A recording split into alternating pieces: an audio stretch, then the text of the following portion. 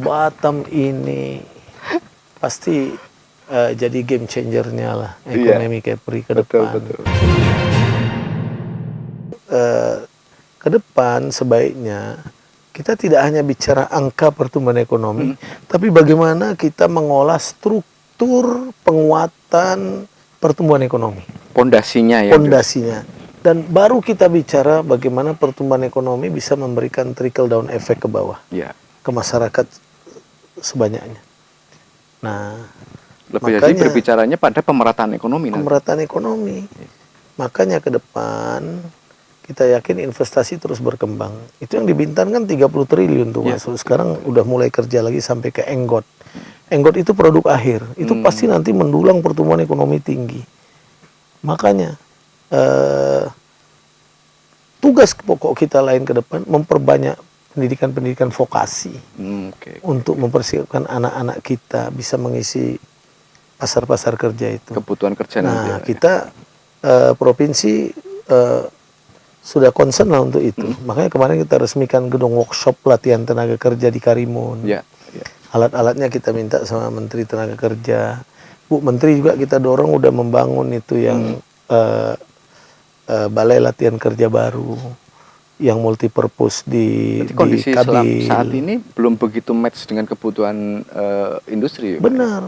Nah itu kita mesti betul-betul kaji prospek ke depan apa memang yang dibutuhkan.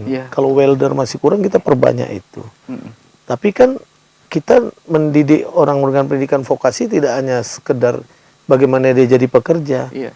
Ingin dia jadi entrepreneur, ingin dia punya skill khusus lain yang dia harapan kita bisa bekerja bukan dinilai dibayar karena upah minimum provinsi atau kota, tapi dia dibayar karena kualifikasi dan kompetensinya. Karena dia punya skill, kalau perlu dia punya sertifikat yang orientasinya istilahnya outward looking gitu. Dia bisa juga memanfaatkan pasar-pasar kerja di luar. Maka saya menghimbau seperti BP Batam, saran saya sisihkan juga uang untuk mendidik anak-anak daerah. Pendidikan vokasi bukan hanya bangun infrastruktur jalan, bangun itu penting. Tapi saya apresiasi. SDM-nya juga. Tapi tolong ikut tanggung jawab menyiapkan SDM di daerah.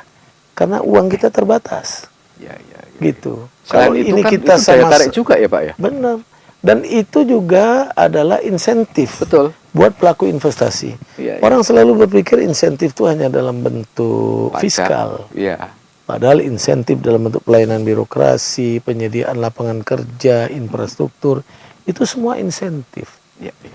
Investor akan menanamkan investasinya kalau lihat di satu tempat, di situ tersedia infrastruktur cukup, lapangan kerja, tenaga kerja tersedia yang cukup, gitu ya, fasilitas lain tersedia, birokrasi yang bagus, murah, efisien. Pasti teori gula dan semut itu berlaku di sini. Semut-semut pada datang ke sini. Gitu Mas Agus. Nah, ini kan perlu kolaborasi antara gubernur dengan pemimpin-pemimpin di kabupaten kota. Itulah perlunya kalau ini bisa sejalan, ya, bisa berbarengan. Kita hari-hari itu bisa diskusi gitu. Harus sering-sering ngopi bareng. Saya yakin Batam ini pasti jadi game changer-nya lah ekonomi Kepri ke depan.